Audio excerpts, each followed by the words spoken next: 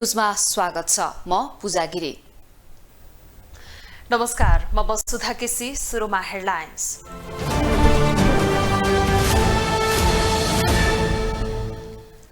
राष्ट्रपति भण्डारीले बोलाइन् संघीय संसदको संयुक्त अधिवेशन। अदालतमा मुद्दा चलिरहेका सांसद गुरुङले प्रवेश नपाउने। कांग्रेससँग गठबन्धन तोडेर प्रधानमन्त्री बनेका दाहाललाई चुनौती नै धेरै। भागबन्दा मिलाउनदेखि एमालेको दबाव सहनुपर्ने बाध्यता। सरकारको आयुबारे बहस चुलियो। प्रधानमन्त्रीले 1 महिनाभित्र विश्वासको मत लिनुपर्ने, मध्यावधिको सम्भावना रहेको विज्ञको भनाई। जापानमा हिमपातले 17 जनाको मृत्यु। उत्तरी अमेरिकामा चिसोका कारण 56 जनाको ज्यान गयो।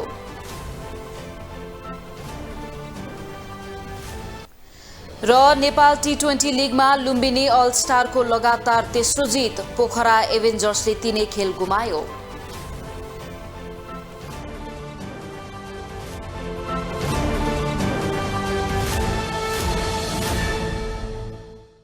राष्ट्रपति विद्यादेवी भण्डारीले संघीय संसदको अधिवेशन आह्वान गर्नुभएको छ।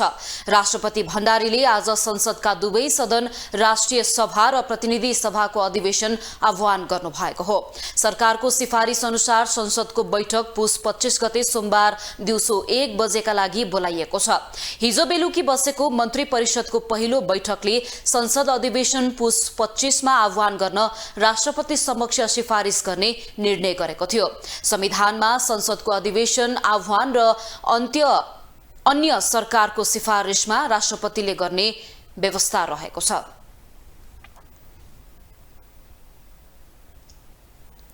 यसैबीच भ्रष्टाचार अभियोगमा विशेष अदालतमा मुद्दा खेपिरहेका कांग्रेस नेता तथा पूर्व मन्त्री टेक बहादुर गुरुङको सांसद पद निलम्बन भएको छ। संघीय संसद सचिवालयले आज सूचना जारी गर्दै अदालतमा विचाराधीन अवस्थामा रहेको मुद्दा किनारा नलागुन्जेलसम्म संवैधानिक व्यवस्था अनुसार गुरुङको सांसद पद स्वतः निलम्बनमा परेको जनाएको हो। गुरुङमाथि भ्रष्टाचार अभियोगमा मुद्दा चलिरहेकाले उनको सांसद पद निलम्बनमा राख्न यसअघि अख्तियार दुरुपयोग अनुसन्धान आयोगले संसद सचिवालयलाई पत्राचार गरेको थियो। तत्कालीन प्रधानमन्त्री सुशील कोइरालाको नेतृत्वमा श्रम तथा रोजगार राज्य मन्त्री गुरुङले काठमाडौँ फन पार्कको जग्गा भाडामा लगाउँदा भ्रष्टाचार गरेको अभियोग रहेको छ। अख्तियारले उनी सहित 16 जना विरुद्ध माघ 2075 मा विशेष अदालतमा दायर गरेको मुद्दा विचाराधीन अवस्थामा छ। गुरुङलाई मात्रै 31 करोडको बिगो तोकिएको छ। उनी मनाङबाट संसद सदस्यमा चुनिएका हुन्। यद्यपि उनले सांसदको शपथ भने लिइसकेका छन्। नेकपा एमाले र माओवादी केन्द्र सहितका 7 दल मिलेर नयाँ सरकार गठन भएको छ।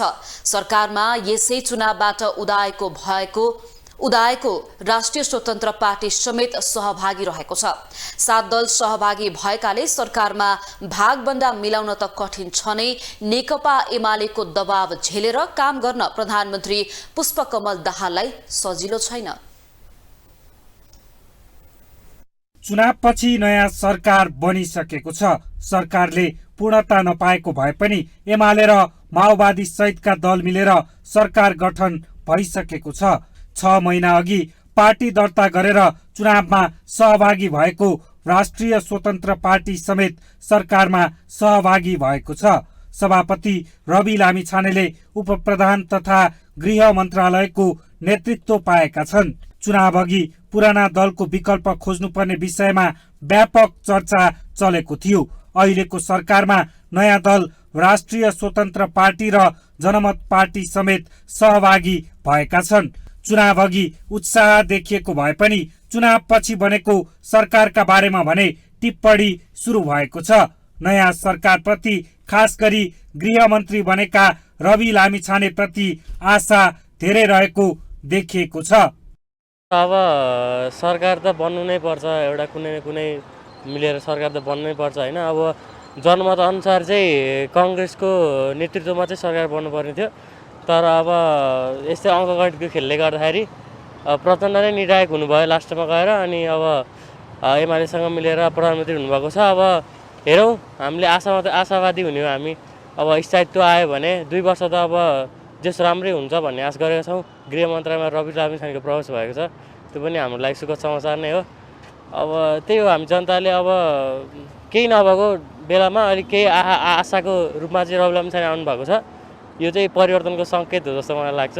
यी सरकारले जुन जनताको अगाडि जुन प्रतिबद्धताहरू जाहेर गरी आउनुभएको छ, त्यो चाहिँ प्रतिबद्धतातर्फ आफ्नो कार्यकौशलताको आधारबाट कामकाजहरू सञ्चालन गर्न सकियो भने अति राम्रो सरकार हुन्, होइन भने यो सरकार पनि फेलियर हुन कुनै समय लाग्दैन। जनता नै प्रमुख हुन्। अब यसमा खासै भयङ्कर ठुलो तपाईँको उत्पात त होला जस्तो लाग्दैन। किनभने नि अब बहुमत प्राप्त भनौँ न एउटा सरकार बनेको अवस्था छैन, कोलिसन भयो। अब धेरै तपाईँको पार्टीहरू समावेश छन्, सबैका कुराहरू मिलाउनु पर्यो, सबैका आफ्ना इन्ट्रेस्ट हुन्छन्। त्यो इन्ट्रेस्टले गर्दाखेरि देशको एउटा तपाईँको खास मुद्दा तपाईँ छुट्ने हो कि तर पनि देशलाई निकास दिने अथवा तपाईँको मध्यावधिमा जाने, भोलि बहुमत नआएपछि यी तपाईँको समस्याहरू त टरे, यो मानेमा नयाँ सरकार बन्यो, राम्रो बन्यो हगि। र तपाईँको गर्न सक्ने चाह्यौँ राजनीतिक इच्छा भयो भने हामीले धेरै राम्रो काम गर्न सक्छौँ।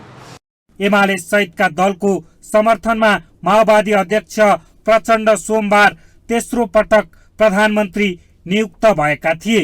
नयाँ मन्त्रीमण्डलमा नेकपा एमालेका मन्त्रीहरूको नेतृत्व गर्दै एमाले उपाध्यक्ष विष्णु पौडेल उपप्रधान सहित अर्थमन्त्री बनेका छन्।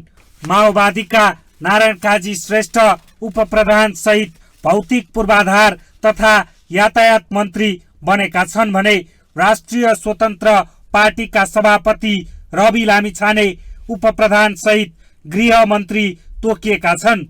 नेकपा एमालेका अध्यक्ष केपी शर्मा ओली र प्रचण्ड बीच आगामी 5 वर्षको प्रधानमन्त्री कार्यकाल आधा आधा बाँड्ने सहमति भए अनुसार सरकार गठन भएको हो।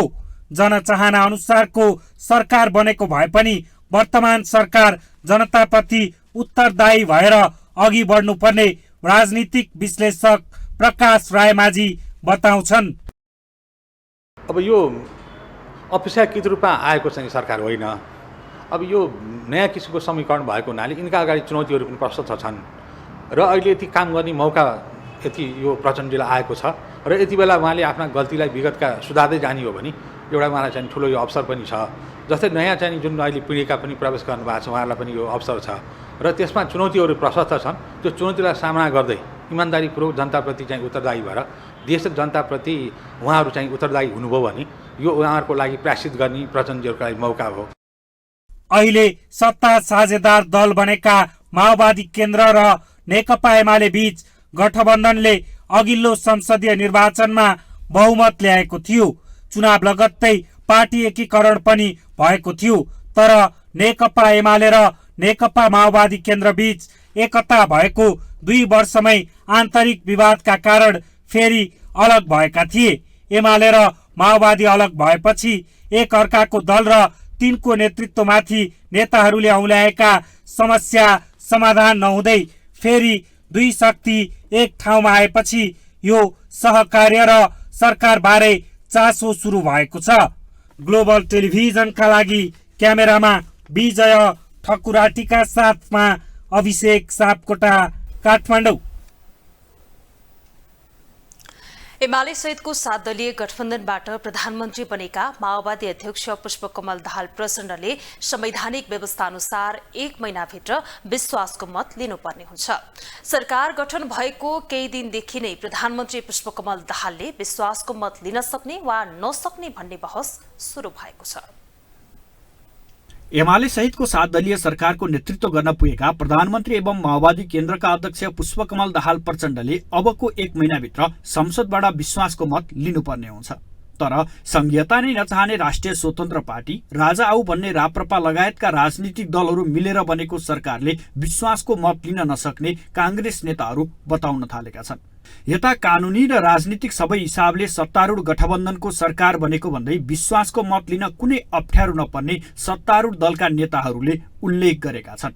प्रमुख प्रतिपक्षी दल नेपाली कांग्रेसका नेता मीनबहादुर विश्वकर्माले पुष्पकमल दाहाल प्रचण्ड नेतृत्वको सरकारलाई विश्वासको मत लिन कठिन हुने दावी गरेका छन्। कांग्रेस जस्तो लचिलो पार्टीलाई त मिलाएर जान नसक्ने प्रधानमन्त्री दाहालले 7वटा राजनीतिक पार्टीलाई मिलाएर विश्वासको मत लिन कठिन हुने उनको तर्क थियो। नेता विश्वकर्माले 30 दिनभित्र विश्वासको मत लियो भने दाहाल नेतृत्वको सरकार 2 वर्षसम्म चल्ने अनुमान समेत गरेका छन्। प्रचण्डजीले आफूलाई केन्द्रमा राखेर कांग्रेस मिलाउन सक्नु भएन। कांग्रेस जस्तो लचिलो पार्टी त भने यी सबै दलहरू कसरी मिल्लान् र मिलेनन् भने हामीले चाहेको राजनीतिक स्थायित्व आउँछ कि आउँदैन त? राजनीतिक स्थायित्व आउनलाई निकै कठिन छ। त्यसैले मलाई यो 30 दिनभित्र विश्वासको मत लिनुपर्ने परिस्थिति हाम्रो संविधानले सुनिश्चित गरेको छ। 30 दिनभित्रको विश्वासको मतसम्म यो सरकार कसरी पुग्छ? त्यसैले 30 दिन कट्यो भने सरकार राम्ररी 2 वर्ष जान्छ मलाई लागेको चाहिँ। त्यसैले यो सरकार पनि 30 दिन बाँच्यो भने त्यसलाई केहीले छुनेवाला छैन 2 वर्षसम्म। यता सत्तारूढ नेकपा एमालेका सांसद सूर्य थापाले संवैधानिक, कानुनी र राजनीतिक सबै हिसाबले सत्तारूढ गठबन्धनको सरकार बनेको र यो सहज रूपले अगाडि बढ्ने उल्लेख गरेका छन्। यो सरकार देशले राष्ट्रपतिज्यूको आह्वान बमोजिम तोकिएको समयभित्रै दाबी प्रस्तुत भएर देशले सरकार पाएको छ। यो संवैधानिक प्रक्रियाबाट, कानुनी प्रक्रियाबाट, राजनीतिक प्रक्रियाबाट, समीकरण गठबन्धन हुँदाखेरि पनि त्यो प्रक्रियाबाट भएको छ। त्यसो भएर मैले यसका बारेमा धेरै कुरा म भन्दिनँ। अब म चाहिँ व्यक्तिगत रूपमा यो धेरै पार्टीहरू मिलेर भन्दा पनि नेपालमा 2टा पार्टी मुख्य हुन्। अरू पार्टी आउँछन्, जान्छन्, बिलाउँछन्, सेलाउँछन्, अगाडि बढ्छन्, यो भइरहन्छ भन्ने मान्यता राख्ने मान्छे हुन्। त्यस्तै सत्तारूढ माओवादी केन्द्रका नेता दीननाथ शर्माले आफूहरूले मिलेर सरकार चलाउने बताएका छन्। उनले विगतमा टुटफुट आए पनि अब मिलेर अघि बढ्ने गरी जनादेश आएकोले सही अनुसार आफूहरू अघि बढ्नुपर्ने अवस्था रहेको पनि बताएका हुन्। दुनियाँमा सबभन्दा राम्रो चाहिँ अपर्च्युनिटी हामीले चाहिँ दिलाउन सकेका छौँ। त्यसको लागि चाहिँ हाम्रो गर्व छ। हामी आपसमा झगडा पनि गऱ्यौँ, आपसमा फुट्यौँ पनि, आपसमा मिल्यौँ पनि, आपसमा चाहिँ झगडा गर्छौँ, फुट्छौँ, मिल्छौँ, हामी चाहिँ मिलेर जान्छौँ। हिजो बिर्सौँ भनेको हिजोलाई चाहिँ हामीले चाहिँ हिजोको चाहिँ संश्लेषण नगरौँ, हिजोको मूल्याङ्कन नगरौँ, समीक्षा नगरौँ, आत्मसमीक्षा नगरौँ भन्न खोजेको होइन। हामीले चाहिँ सकारात्मक रूपमा आत्मसमीक्षा गरौँ। वर्तमानलाई चाहिँ हामीले वर्तमान परिस्थितिलाई चाहिँ हामीले भोगौँ, यसलाई चर्चौँ र भावी चाहिँ विषयमा सोचौँ। यसरी हेर्दा प्रधानमन्त्री प्रचण्डले विश्वासको मत लिने 1 महिनाको समय अवधिमा पनि देशको अस्थिर राजनीतिमा थप खेलहरू हुन सक्ने देखिन्छ। सत्ता र शक्तिका लागि जस्तोसुकै कदम चाल्न पछि नपर्ने नेपालका राजनीतिक दल र उनीहरूको विगतको भूमिकाले पनि यसमा शङ्का गर्ने प्रशस्त आधारहरू देखिन्छन्। त्यसैले 7 दलीय सत्ता गठबन्धनले स्थायित्व र मुलुकको समृद्धिलाई आत्मसात गर्दै एकताबद्ध भएर अघि बढ्नुको विकल्प छैन। सांसदले शपथ लिएर सरकार गठन हुनै लाग्दा मध्यावधि चुनावको चर्चा सुरु भएको छ। एमाले अध्यक्ष केपी शर्मा ओलीदेखि कांग्रेसकै नेताहरू समेत अहिलेको संसदले पूर्ण कार्यकाल काम गर्न पाउनेमा आशंका व्यक्त गरिरहेका छन्। सरकार गठनका लागि धेरै दलको समर्थन आवश्यक हुने र संविधानको व्यवस्था अनुसार सरकार निर्माणमा सबै विकल्पमा जाँदा समेत सरकार बन्न नसके मध्यावधि निर्वाचन हुन सक्छ।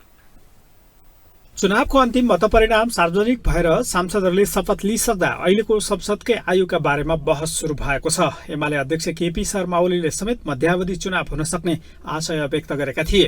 उनले सरकार बनाउन कुनै पनि दलको स्पष्ट बहुमत नभएको र धेरै दल मिलेर सरकार गठन गर्नुपर्ने परिणाम आएका कारण मध्यावधि चुनावको चर्चा गरेका थिए। अध्यक्ष ओलीले संविधानको व्यवस्था अनुसार सरकार निर्माणका सबै विकल्पमा जाँदा समेत सरकार बन्न नसक्ने अवस्था आउनेतर्फ संकेत गरेका थिए। समयमा आफूलाई हेरेर देश फेरि घुमिफिरिकन मध्यावधितिर जाने सम्भावना त्यो पनि छँदैछ। जाँदैन भन्न सकिँदैन, किनभने सरकार गठनै हुन सकेका छैन स्वार्थको टकरावले भने, अनि सञ्चालन कसरी हुन्छ? नेकपा एमाले मात्रै हैसियत छ, तर राष्ट्रिय स्वार्थ बाहेक दलगत स्वार्थ छ। अध्यक्ष ओलीले मध्यावधि चुनावको चर्चा सुरु गरेकै अर्को दिन एमालेकै समर्थनमा माओवादी अध्यक्ष प्रचण्ड प्रधानमन्त्री नियुक्त भएका छन्। एमाले र माओवादी सहभागी भएर सरकार समेत बनिसकेको छ।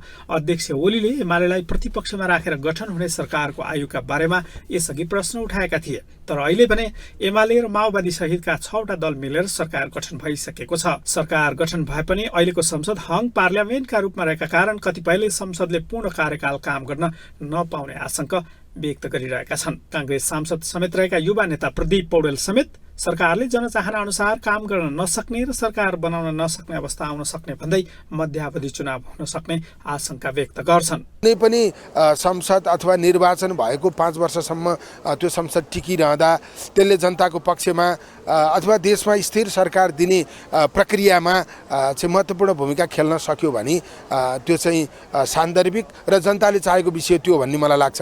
अब यहाँ सबैले आफ्ना स्वार्थहरू मात्रै प्रस्तुत गर्ने अनि कार्यपालिकाले पनि जनताको स्वार्थलाई सम्बोधन गर्न नसक्ने, कार्यपालिकाको कामबाट टीका टिप्पणी मात्रै हुने, प्रश्नहरू मात्रै उठिरहने स्थिति हो भने चाहिँ संसद पूर्ण अवधि चल्न नसक्ने पनि हुन सक्छ। तर त्यस्तो नभइदियोस्। राजनीतिक दलकै नेताहरूले मध्यावधि चुनावको बारेमा चर्चा सुरु गरेको भए पनि सर्वोच्च अदालतको आदेशले भने संसदले सरकार बनाउन सक्ने अवस्था कायम रहेसम्म पूर्ण कार्यकाल कायम रहने व्याख्या यसअघि गरेको थियो। तर अहिलेको अङ्कगणितले भने मध्यावधि चुनाव हुन सक्ने सम्भावनालाई खुला राखेको देखिएको छ। ग्लोबल टेलिभिजनका लागि क्यामेरामा गणेश पूर्व छाने मगरका साथमा अमृतराज काफले, काठमाडौँ। अब पालो ग्लोबल भोइसको।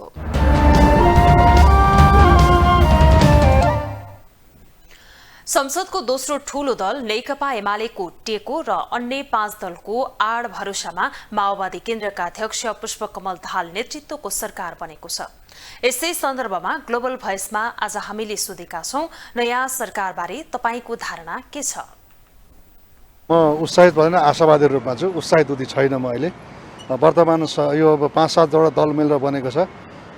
यो विचारको हिसाबमा, सिद्धान्तको हिसाबमा अब कुनै पनि नमिल्ने पार्टीहरूको बिचमा अहिले आवश्यकताको आधारमा यो जुन सरकार गठन भएको छ, म उत्साहित भएन, आशावादी रूपमा हेरेको छु यसलाई। सरकार त बन्नु नै पर्छ, एउटा कुनै न कुनै मिलेर सरकार त बन्नै पर्छ होइन। अब जनमत अनुसार चाहिँ कांग्रेसको नेतृत्वमा चाहिँ सरकार बन्नुपर्ने थियो। तर अब यस्तै अङ्कगणितको खेलले गर्दाखेरि विषयान्तर नै बडा गजबको छ होइन। त्यसलाई मैले स्वाभाविकै लिएको छु, किनभने निर्वाचन भइसकेपछि जनताको ताजा जनादेश प्राप्त भएपछि सरकार त त्यसलाई आवश्यक हुन्थ्यो। अब त्यसैको निरन्तरता स्वरूप नै यसलाई हेर्नुपर्छ। अब यसका अगाडि थुप्रै चुनौतीहरू छन्। देश आर्थिक रूपमा टाँटपल्टीको अवस्था छ। यो अवस्थामा देशलाई कसरी एउटा सुशासन र सुव्यवस्थाबाट अगाडि बढाएर नागरिकका चाहनाहरूलाई अगाडि बढाउन सक्छ। अर्कोतर्फ दलहरूलाई गाली र गलौजको माध्यमद्वारा जनताको जनमत बटुल्न सकेका शक्तिहरू पनि यो सरकारमा समाहित छन्। त्यसकारण उनीहरूको व्यवहार हेरेर जनताले अब आशालाई, जनताको आशालाई कसरी रूपान्तरणमा जनताले अनुभूत गर्न पाउँछन् त्यो हेर्न बाँकी छ। पढे लेखेको व्यक्ति आउनु पर्यो। यिनीहरू के पढाएका छन् सोध्नु न तिनीहरूलाई गएर एकचोटि। पढाएका छन् र पढाएछ कि छैनन्? कुन स्कुलबाट पढेर हुन्? काठमाडौँमा पढाए हुन् कि गाउँमै पढाए हुन्? तिनीहरूको एकचोटि मार्कसिट चाहिँ चेक गर्नु मन लागेको छ मलाई। त्यो हो कुरा। हामीलाई चाहिँ नि चित्त नबुझ्ने कुराहरू भनेको रोजगारको लागि पढे लेखेको व्यक्तिहरूले, जति पनि युवाहरू छन्, यिनीहरूले काम पाउनु पर्यो सजिलोले। घुस खान कहीँ पनि भएन, कुनै पनि सेक्टरमा, तपाईँको हस्पिटलमा हो, कुनै पनि ब्युरोमा होस्, त्यो चाहिँ मिल्नु भएन, त्यो चाहिँ हुनै भएन। जहाँ जाऊ त्यहीँ घुस खान्छन्। अहिलेको अवस्थामा जुन किसिमको परिणाम आएको थियो नि, त्यो किसिमले गर्दाखेरि ठिकै जस्तो लागिरहेछ मलाई। किन भन्दाखेरि नयाँ अनुहारहरूले मन्त्रीमा स्थान पाएको छ, त्यसले गर्दाखेरि केही नयाँ आश गर्न सक्छौँ हामीले। अब यदि पुरानै रिपिट भएको भएछ त्यति आश गर्न सकिन्थेन कि जस्तो मलाई लाग्छ। निवर्तमान प्रधानमन्त्री तथा कांग्रेसका सभापति शेरबहादुर देउवाले बिहिबार मात्र प्रधानमन्त्रीको सरकारी निवास बालुवाटार छाड्नु हुने भएको छ। देउवाको सचिवालयका अनुसार बालुवाटार छाडेर केही समय वहाँ भाडाको घरमा बस्न लाग्नु भएको हो। देउवाको निजी निवासको मर्मत भइरहेका कारण वहाँ भाडाको घरमा बस्न लाग्नु भएको हो।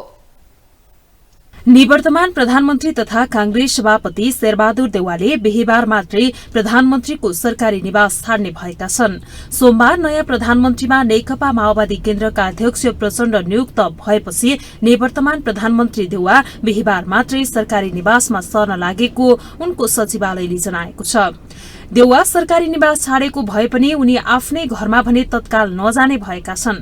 देउवाको बुढा नीलकण्ठमा रहेको निजी निवासको मर्मत कार्य भइरहेकाले उनी धुम्माराई स्थित राणा थर भएका व्यक्तिको निजी घरमा सर्न लागेको बताइएको छ, जुन घरको प्रधानमन्त्री पत्नी समेत रहेकी कांग्रेस नेत्री डाक्टर आरजू राणाले अनुगमन गरेकी छिन्।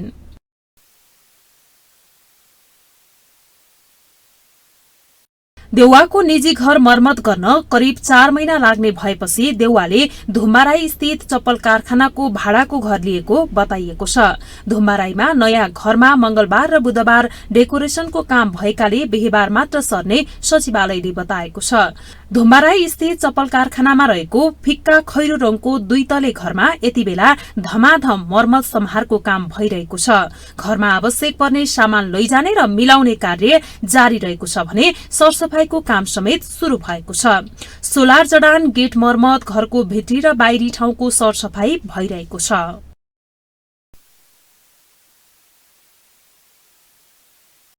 आइतबार एमाले सहितका 7 दलको समर्थनमा माओवादी केन्द्रका अध्यक्ष पुष्पकमल दाहाल प्रचण्ड प्रधानमन्त्री भएपछि देउवाले बालुवाटार छाड्नुपर्ने भएको छ।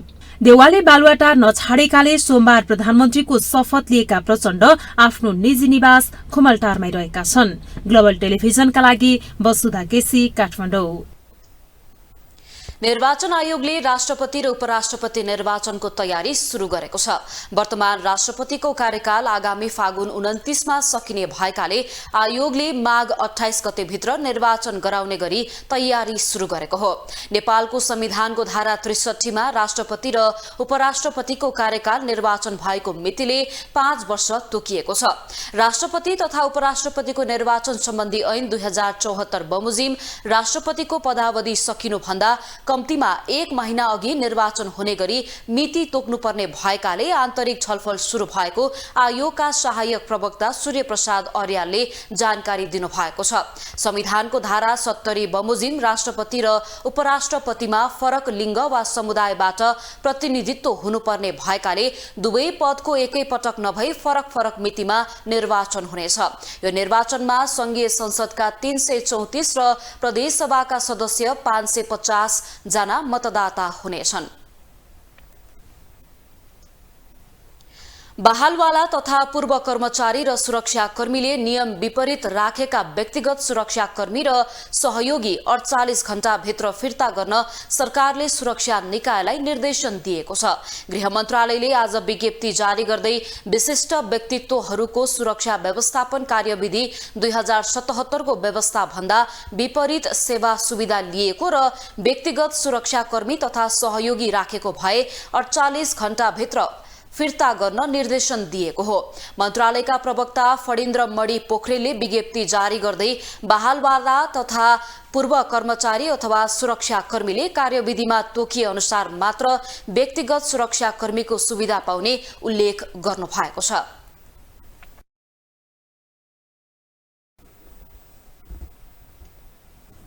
अब इकोनोमिक न्यूज।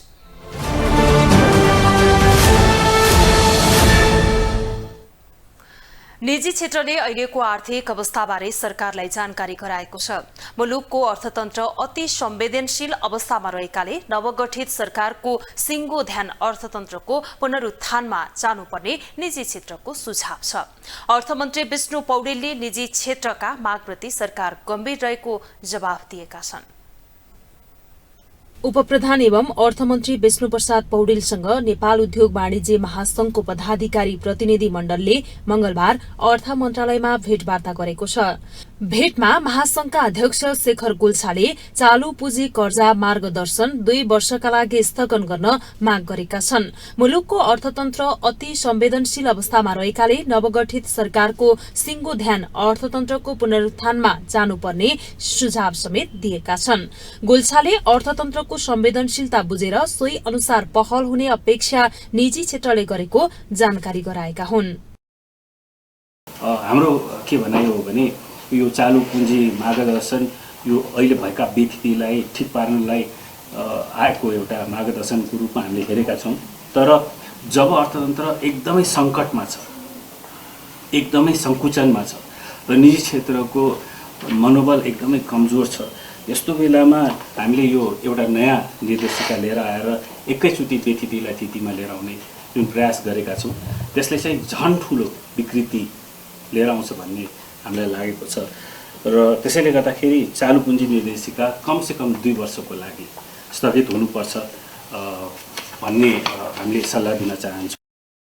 यस्तै महासंघका वरिष्ठ उपाध्यक्ष चन्द्रप्रसाद ढकालले अर्थमन्त्री पौडेल आउने बित्तिकै शेयर बजारमा देखिएको हरियालीले अर्थतन्त्रमा देखिएका समस्या चाँडै समाधान हुने अवस्था देखिएको बताए। उनले नवगठित सरकारले अर्थतन्त्रमा देखिएका विद्यमान समस्या तत्काल समाधान गरे व्यवसायको आत्मबल बढ्ने पनि बताएका छन्।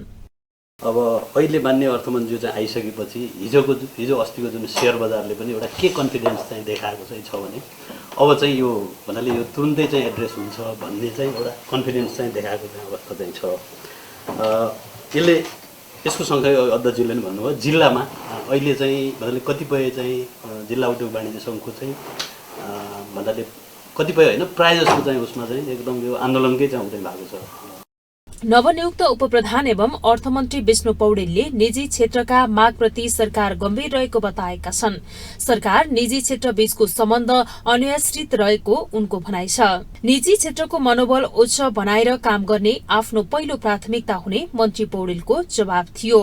अर्थतन्त्रको सुधारका लागि निजी क्षेत्रसँग सहकार्य गरेर अघि बढ्ने भन्दै मन्त्री पौडेलले समग्र अर्थतन्त्रको परिस्थिति नियन्त्रण बाहिर गइ नसकेको बताए।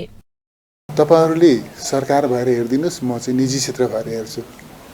हामी नदीका 2 किनारा होइन एउटै नदी प्रणाली हौं भनेर मैले बारम्बार भन्ने गरेको हो।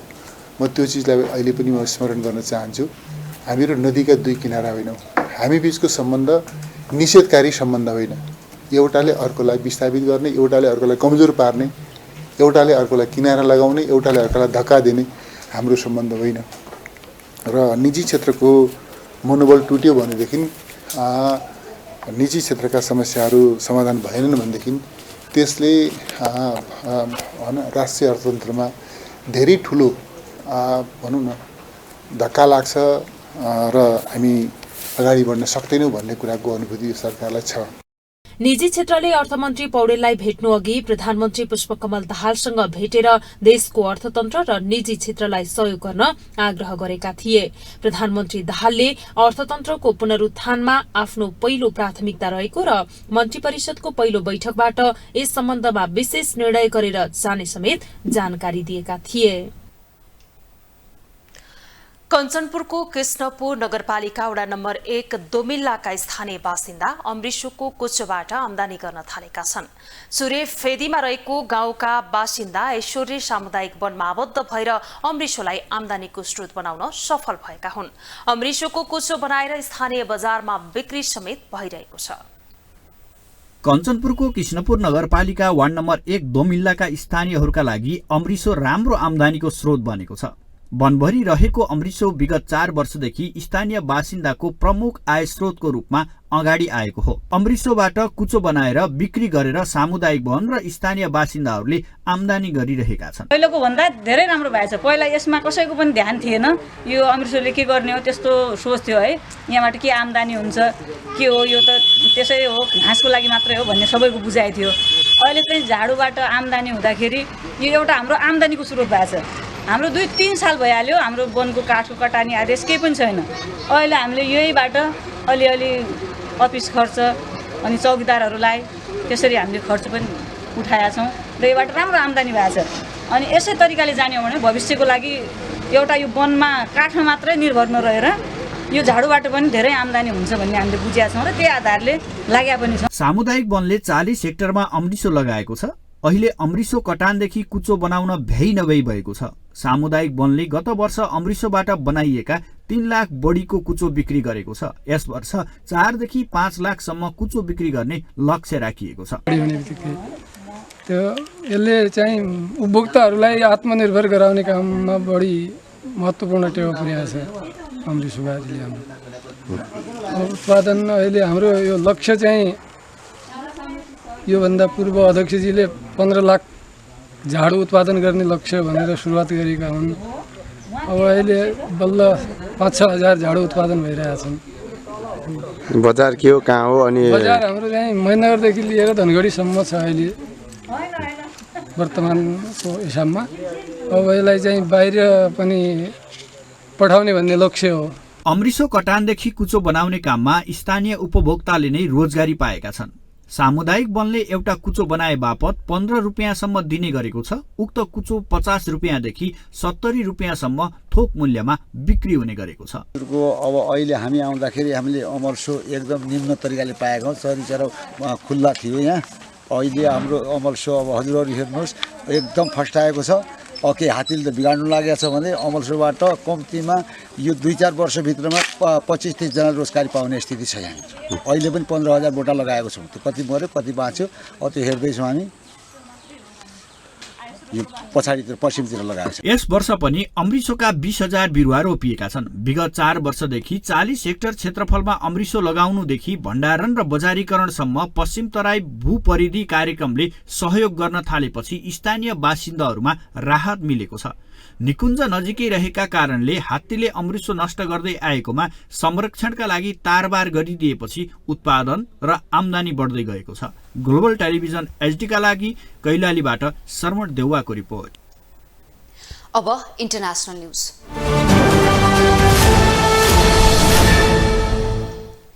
जापानमा हिमपातका कारण 17 जनाको मृत्यु भएको छ भने 100औं घाइते भएका छन्। केही दिनदेखि जारी हिमपातले त्यहाँको जनजीवन अस्तव्यस्त भएको हो। हिमपातले विद्युत आपूर्ति बन्द हुँदा हजारौं सर्वसाधारण अँध्यारोमा बस्न बाध्य भएका छन्। जापानको पश्चिमी तटका साथै उत्तरी क्षेत्र होकाइडोमा लगातार भारी हिमपात भइरहेको जापानी समाचार संस्थाहरूले जनाएका छन्। हिमपात अझै केही दिन जारी रहने मौसमविदहरूले बताएका छन्। जापानको उत्तर पूर्वी यामागाता क्षेत्रको उगुनी शहर सहित केही क्षेत्रमा 24 घण्टामा करिब 1 मिटर हिमपात हुँदा 100औं सवारी साधन पुरिएका छन्। हिमपातले गर्दा 100औं उडानहरू अवरुद्ध पनि भएका छन्। यसैबीच जापानको मौसम विज्ञान विभागले प्रभावित क्षेत्रका बासिन्दाहरूलाई सम्भव भएसम्म यात्रा नगर्न निर्देशन समेत दिएको छ। विश्वमा चिसोको कारण मृत्यु हुनेको संख्या बढ्न थालेको छ। पछिल्लो समय अमेरिका र क्यानाडा सहित क्यानाडामा हिम आँधीमा परेर कम्तीमा 38 जनाको मृत्यु भएको छ। त्यस्तै जापानमा पनि चिसोका कारण 17 जनाको मृत्यु भइसकेको छ। चिसोको कारण लाखौं मानिस बिजुलीबाट वञ्चित बनेका छन् भने करोडौं मानिस समस्यामा परेका छन्। पछिल्लो समय अमेरिका र क्यानाडामा चिसोको कारण जनजीवन कष्टकर बन्दै गएको छ भने विभिन्न ठाउँमा मानिसको मृत्यु समेत हुन थालेको छ। हिम आँधीका कारण अमेरिकाको Kansas, Nebraska, Ohio, New York, Oklahoma, Kentucky, Missouri, Tennessee लगायतका राज्यमा 38 जनाको मृत्यु भएको छ। आँधीबाट न्युयोर्कको बफेलो शहर सबैभन्दा बढी प्रभावित छ। बफेलोको नियाग्रा अन्तर्राष्ट्रिय विमानस्थलमा 43 इंच हिउँ जमेको छ। क्यानाडामा ब्रिटिस कोलम्बियाको पश्चिमी प्रान्तको मेरिट शहर नजिकै हिउँको सडकमा बस पल्टिँदा 4 जनाको मृत्यु भएको छ। आँधी आगामी केही दिनमा कम हुने मौसमविदहरूले जनाएका छन्। तर अत्यावश्यक काम बाहेक यात्रा नगर्न उनीहरूले सल्लाह पनि दिएका छन्। आँधीका कारण ब्ल्याकआउटपछि बिजुली स्थिर रूपमा पुनर्स्थापित हुने भएको छ। आइतबार 2 लाख भन्दा कम मानिस बिजुलीविहीन भएका थिए। अत्याधिक चिसोका कारण सर्वसाधारण घरबाट बाहिर निस्किन अमेरिकामा सुझाव दिइएको छ। बिजुली नभएपछि कठ्याङ्ग्रिएर ज्यान गुमाउनेको संख्या बढ्न सक्ने अमेरिकी अधिकारीहरूले बताएका छन्। व्यापक चिसो मौसमका कारण अमेरिकामा करोडौं मानिस समस्यामा परेका छन्। अमेरिकाका 12 वटा राज्यमा संकटकालीन कदमहरू त्यहाँको सरकारले चालेको छ। मोन्टाना राज्यमा न्यूनतम तापक्रम -45 डिग्री सेल्सियस मापन गरिएको छ। अमेरिकामा लगभग 15 लाख घर र व्यापारिक भवनहरूमा बिजुली आपूर्ति प्रभावित भएको छ। 100औं उडानहरू पनि स्थगित भएका छन्। व्यापक चिसो आँधी टेक्ससदेखि क्यानाडाको कुबेकसम्म 1200 किलोमिटर भन्दा बढी क्षेत्रमा फैलिएको बताइएको छ। वायुमण्डलीय चाप घटेपछि अमेरिका क्यानाडा सीमा क्षेत्रमा रहेका ठूला तालहरू भएको क्षेत्रमा बरफसहितको तुफानको अवस्था देखा परेको सञ्चार माध्यमले जनाएका छन्। क्यानाडामा ओन्टेरियो र केबुकले उत्तरी ध्रुवीय विस्फोटको असर भोगिरहेका थिए। त्यहाँ हजारौं घरमा विद्युत आपूर्ति बन्द भएको थियो। ब्रिटिस कोलम्बियादेखि न्युफाउन्डल्यान्डसम्म देशका अधिकांश भागमा अत्याधिक चिसो र हिमआदिको चेतावनी दिएको छ। अमेरिकी राष्ट्रिय मौसम सेवा NWS ले जारी गरेको मौसम सम्बन्धी नक्सालाई जाडो मौसमको चेतावनी समेटिको हालसम्मकै सबैभन्दा अनौठो चित्रण गरिएको थियो। मोन्टानाको एल्क पार्कमा तापक्रम -45 डिग्री सेल्सियसमा झरेको छ। साउथ डोकोटामा हिउँ क्षेत्रमा रहेका अमेरिकी आदिवासीहरूले इन्धन सकिएपछि न्यानोको लागि आफ्नै कपडा बालेर ताप्नु पर्ने अवस्था आएको अधिकारीहरूले बताएका छन्। पेन्सिल्भेनिया र मिशिगनका क्षेत्रहरूमा भारी हिमपातको पूर्वानुमान गरिएको थियो। न्युयोर्कको बफेलोमा कम्तीमा 89 सेन्टिमिटरसम्म हिउँ खस्ने अपेक्षा गरिएको छ। NWS का अनुसार 80 लाखभन्दा बढी मानिस हिमपातको जोखिममा रहेका छन्। न्यू इङ्ल्यान्ड, न्युयोर्क र न्यू जर्सीमा तटीय बाढी पनि आएको जनाइएको छ। यता एसियाली मुलुक जापानमा 10 दिन यता परेको भारी हिमपातका कारण 17 जनाको मृत्यु भएको छ। जापानी अधिकारीले बताए अनुसार हिमपातका कारण हजारौं घरमा विद्युत आपूर्ति बन्द भएको छ। देशको पश्चिमी तटका साथै उत्तरी क्षेत्र होक्काइडोमा हालकै दिनहरूमा लगातार भारी हिमपात भइरहेको छ भने आगामी दिनमा बाक्लो हिमपात कम हुने अनुमान गरिएको छ। स्थानीय सञ्चार माध्यमका अनुसार उत्तर पूर्वी यामागाता क्षेत्रको ओगुनी शहर सहित केही क्षेत्रमा 24 घण्टामा झन्डै 1 मिटर हिमपात भएको छ। भारी हिमपातका कारण कारहरू सडकमा अड्किएपछि जापानको मौसम विज्ञान विभागले प्रभावित क्षेत्रका बासिन्दाहरूलाई सम्भव भएसम्म यात्रा नगर्न निर्देशन दिएको छ। सरकारी अधिकारीहरूले गत डिसेम्बर 17 देखि अहिलेसम्म हिमपातका कारण 17 जनाको मृत्यु हुनुको साथै दर्जनौं घाइते भएको बताएका छन्। ग्लोबल टेलिभिजनको लागि एजेन्सीको सहयोगमा विशाल पुरीको रिपोर्ट। अब स्पोर्ट्स न्यूज।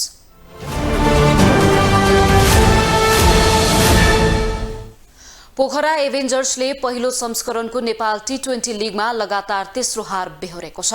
त्रिवी क्रिकेट मैदानमा आज भएको खेलमा लुम्बिनी अल स्टारसँग 3 विकेटले पराजित हुँदै पोखराले तेस्रो हार बेहोरेको हो। लुम्बिनीको भने यो लगातार तेस्रो जित हो। पोखराले दिएको 134 रनको लक्ष्य पछ्याएको लुम्बिनीले अन्तिम बलमा 7 विकेट गुमाएर लक्ष्य पूरा गरेको हो। लगातार तेस्रो जित हात पारेको लुम्बिनी 3 खेलमा 6 अङ्कका साथ अङ्क तालिकाको शीर्ष स्थानमा कायम रहेको छ।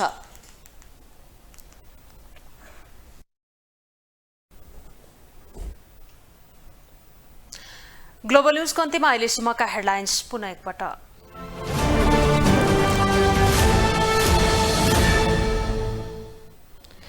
राष्ट्रपति भण्डारीले बोलाइन् संघीय संसदको संयुक्त अधिवेशन।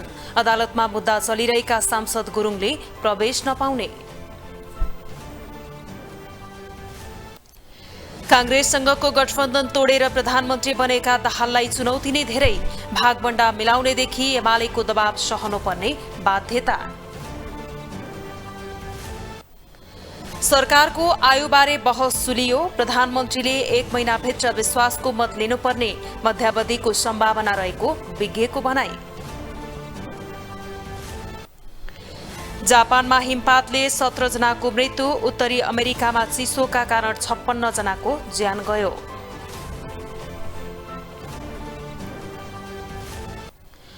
र नेपाल T20 लिगमा लुम्बिनी अल स्टारको लगातार तेस्रो जित। पोखरा एभेन्जरले 3 खेल गुमायो।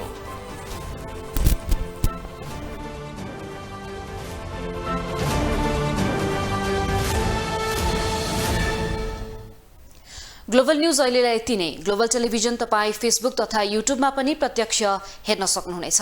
ग्लोबल टेलिभिजन हेर्दै गर्नुहोला। नमस्ते।